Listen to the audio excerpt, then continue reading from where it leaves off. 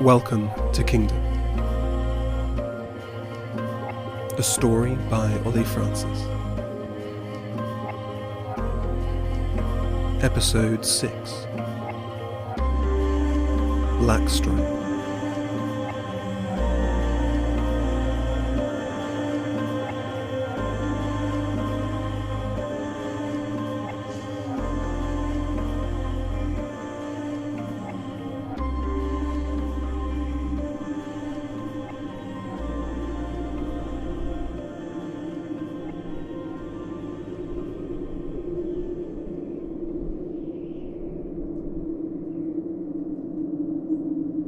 The rocks that littered the far side of Cold Mountain cut into Blackstripe's pads like thorns. Every step caused a cascade of shingle to wash away the ground before him, stones slipping down to the desert below like water, and the wolf frequently found his feet lost beneath the rapids, plunging down to where the sharp edges lay waiting in the deep. It had been a difficult journey across the star-kissed pass. The ice and snow of the mountain hid the path from both sight and scent. It was sheer luck the pack had found their way across the peak, spending the night shivering under the milk light of stars unable to sleep. They travelled mostly during the day, cautious of the ravines that lay hidden beneath deceptive drifts of snow that offered sure footing where none was to be had. More than once they had fallen, tumbling into the ice shelves below. Red Run had taken the hardest fall, and the pack had doubled back on themselves to reach a point where the lower and upper paths met so that they could be reunited. She had been limping ever since. But finally the snows had grown thinner, until the frozen rock of the mountainside began to blossom in patches beneath their feet. For a day or so the going had been easy. There had even been grass in places, saxifrage and storkspill poking out from among the boulders, tinting the scentscape with flavours beyond mere granite. Droppings hidden in the shadows of larger rocks confirmed the traces of mountain rabbit that tickled their noses on the breeze. There were no bloodwoods this side of Cold Mountain, no trees at all, and the wolves were hungry. It was Snowbelly who made the kill, returning to their resting place with 2 conies in her jaws, dropping them down before Blackstripe so he could divide up the meal. He checked the skins for a mark. "They're wild," Snowbelly sighed, sharing a picture of how she had checked each rabbit's fur before shaking the life from its body. Sure enough, the hides were unmarked, though Blackstripe wasn't sure he cared at this point. This far from home it didn't matter if the prey was blood-marked or not. There were no other beasts here to enforce the law of the bloodwood. And besides, they had to eat, or they'd turn on each other. Blackstripe had seen what hunger blight could do to a pack. It was not something he wished to see again. The meat had been small, shared between 8. None of the others caught a whiff of any more prey. Just these 2 rabbits, making a life for themselves here at the edge of the world. What drove them to run from the safety of the bloodwoods? What dreams forced them across the mountain? In a way, Blackstripe envied their freedom as he crunched their marrow from the bone.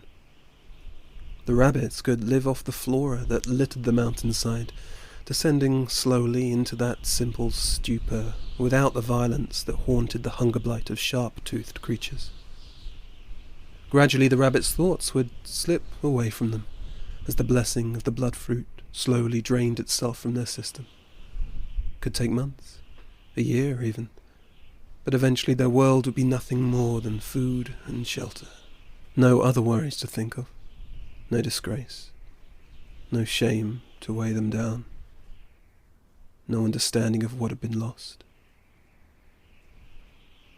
He wondered how long these rabbits had been here.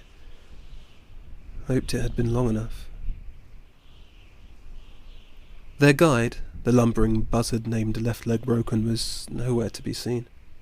The mad bird had disappeared in a snowstorm 2 days before and hadn't been seen since. One less mouth to feed, thought Blackstripe. It was partly the buzzard's absence that had caused the pack to stray so far from the path. Left leg broken had been invaluable in keeping them heading in the right direction, but without her screams wheeling overhead, Blackstripe was less confident of their progress. And, if he was honest, he had no idea where they were. They had left the strip of life clinging to the mountainside that morning without the bird, and headed down the slope towards the wide desert below, stretching still and silent to the sky's edge. But the going hadn't been easy for long. Boulders turned to rocks, which turned to pebbles, then to shale, and again the wolves had to watch where they stepped. This time it was not a drop that hid below the snowy surface, but the claws of stone that sliced and scratched at their paws. This was not the way they were meant to have come. Blackstripe took a moment to lick the tiny wounds that scored his paws and waited for the others to catch up. Shadowtop was the nearest, having stuck close to the path Blackstripe had pioneered. The rest were further back, scattered among the stones, and all of them failing to find a way any safer than the one he had taken. But it was Redrun who concerned him most. She was still reluctant to put weight on her right foreleg. The desert would be death for her. Shadowtop drew up next to him. "We're leaving a blood trail," she signed. Blackstripe moved his feet and saw his own blood smeared on the loose stones. "It's a shame the rocks are so unstable," signed Shadowtop. "It would make it easier to track our way home." Blackstripe turned away. "Where's your damn bird?" he signed. Shadowtop scanned the skies. The two-toned wolf had known Left Leg Broken for years, nursing the buzzard back to health when she had found it delirious and unable to fly not far from Northwood's southern border. Only the gods know why she had taken the thing in, but it did mean she had learned to decode the bird's cryptic riddles. The sign words of all birds were changeable as the wind, and meaning melted into metaphor like blood in water. But Shadowtop and the bird understood each other in a way that Blackstripe had never seen before. It was one step away from magic. The two of them had fought alongside each other in the Stag's War, the bird giving them vital intel on the enemy's movements as the hordes had closed in. The bird, not being a blood-marked creature itself, had been scarce soon after Highwood was taken, only returning to Shadowtop's side once they left the Bloodwood's borders. Blackstripe himself cared nothing for the bird, making little effort to understand the sign words that made no sense even as Shadowtop translated them before him. But still, he wished he could hear the creature's call now. "He'll find us," signed Shadowtop. "I'll wring his neck when he does," signed Blackstripe, a little harder than he had intended. He swallowed a growl that tried to escape his throat. 2 days without a guide, and only the gods knew where they were. Damn that bird. At the back of the pack, Redrun slipped on her 3 legs and a torrent of stones clattered down the hillside. "You think she'll last?" signed Shadowtop, sending him a picture of the journey ahead, an image of rock and heat and unending thirst. "She'll last if I tell her to," signed Blackstripe. He had had enough of Shadowtop's pictures of the desert. The way she said the bird described it, the desert was nothing but rock and sand until sunrise. No beasts stalked the dunes, no plants, no insects even, nothing but dry earth and rock sea.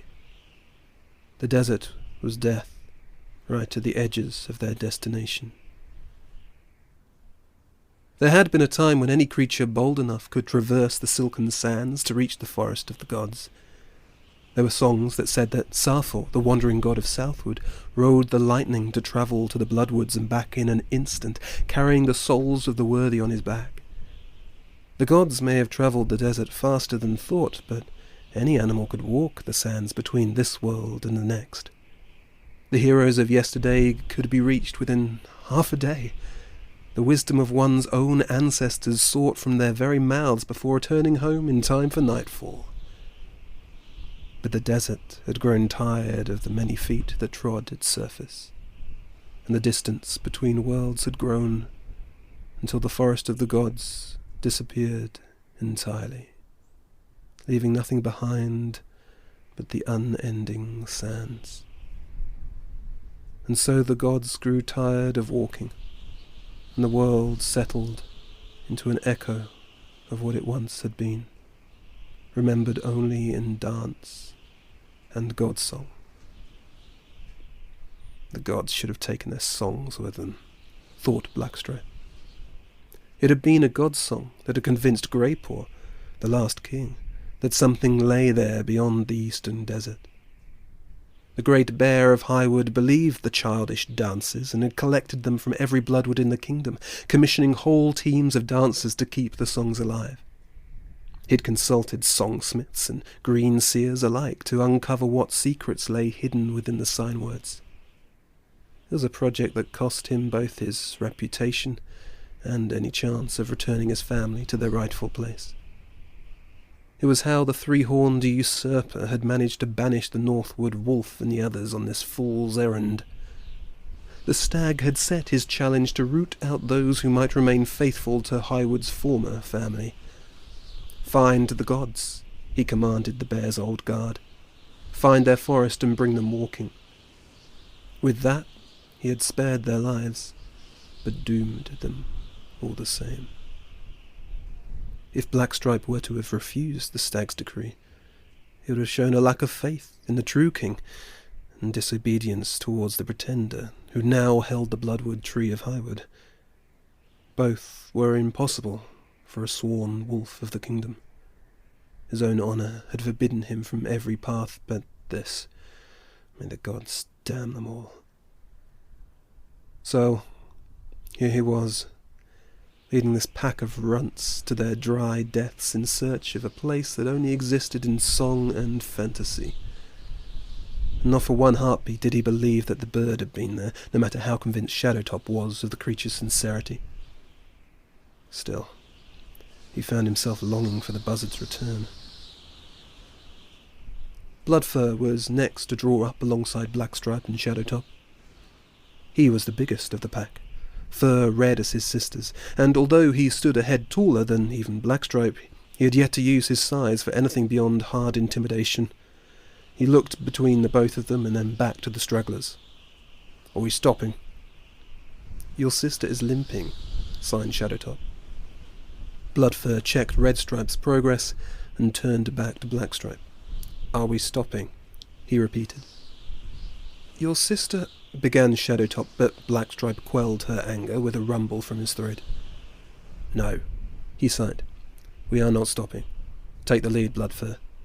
Stop when you reach the end of the shale." Shadowtop turned her head away so she would not see Bloodfur look down at her as he lumbered past to continue down the slope.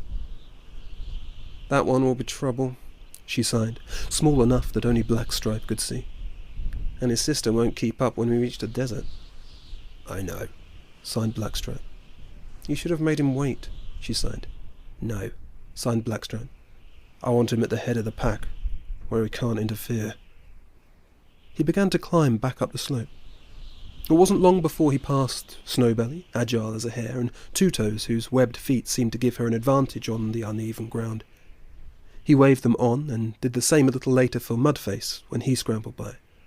When Nightfoot came slipping close, Blackstripe signed for the half-pup to turn and walk with him.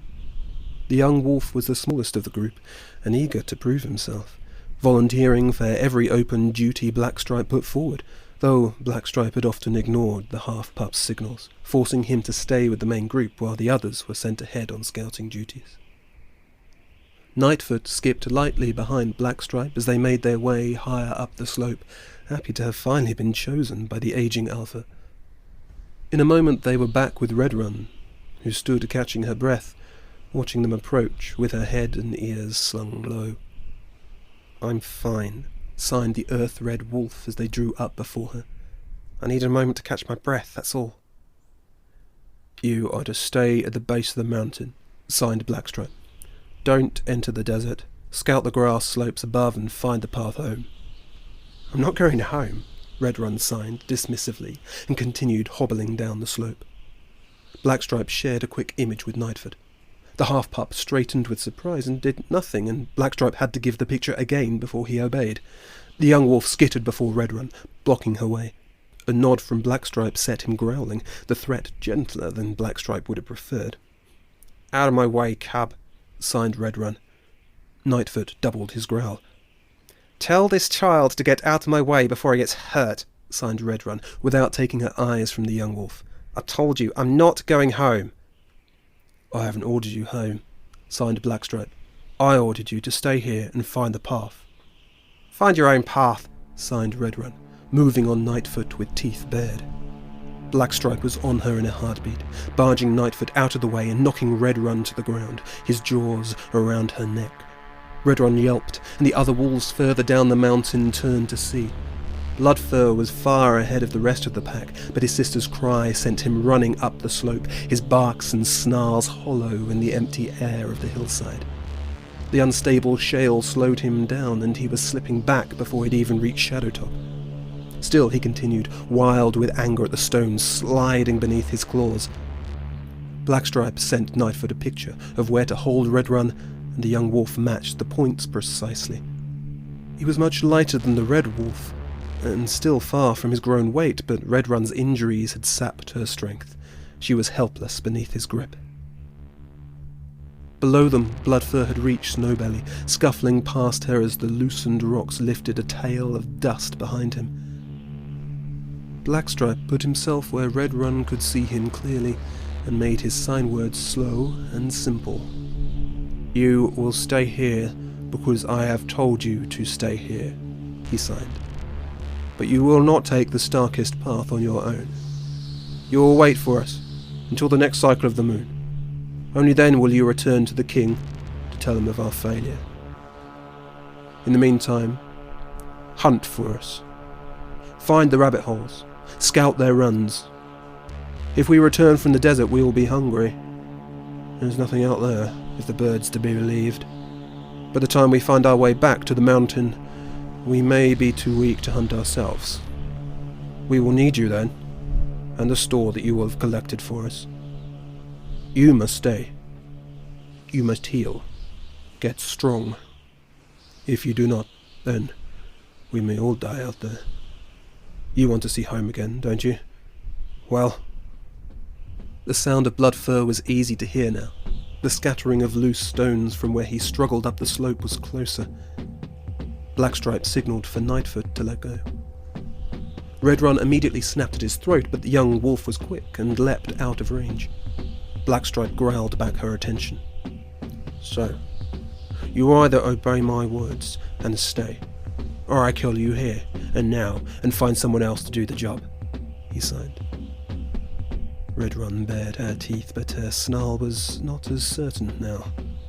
She glanced down towards her brother, climbing towards them. He'd passed Mudface now. No other wolf stood between him and them. "You'll be dead before he gets here," signed Blackstripe, touching his mark. He crouched into a pounce, readying himself. The shingle would make the fight harder, and he would have to be quick if he was to take her alone before the brother arrived. There was no chance Nightfoot would be any help, not against Redrun, and certainly not against her brother. The best thing the young wolf could do was to stay out of the way. Blackstripe would have to kill them both himself. But if he waited much longer, Bloodfur would be upon him, and any chances of victory against both of them together at the same time was slim. He would have to act soon. He would have to act now. A moment of doubt passed over Redrun's eyes. Blackstripe made himself wait a heartbeat longer. "Come on," he thought, listening as Bloodfur's feet slipped ever closer. "Submit, submit." Blackstripe could wait no longer. He found his grip upon the stones, but then Redrun's snarl relaxed.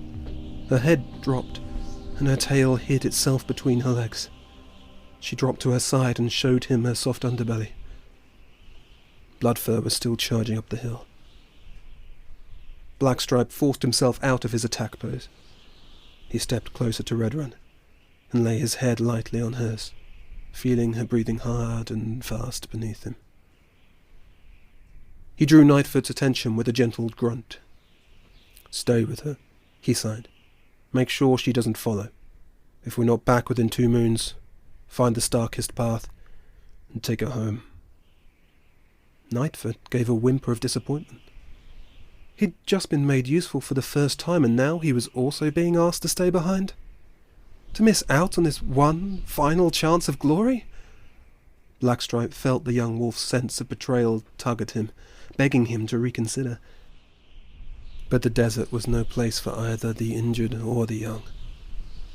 It was no place for any of them. He glanced at Redrun to see if she understood her own part in keeping Nightfoot from the dangers of the desert. Red Wolf was no happier about the arrangement than the youngster, the both of them clawing naively for some final chance of glory. But she gave him the sign of understanding, before turning her head away in shame. Blackstripe left them both and restarted his descent down the hillside. The rocks had grown no blunter since the last time he had passed them by. A few steps below, Bloodfur came to a complete stop, panting heavily as he sought stable footing for the fight, back arched high.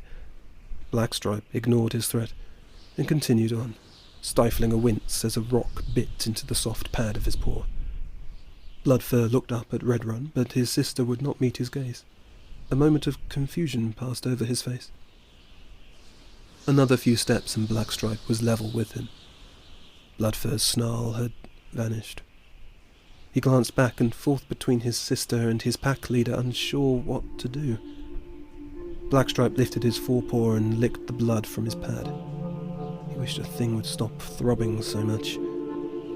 "I thought I told you to take the lead," he signed to Bloodfur, and continued on, down towards the eternal sands, and whatever fate they held.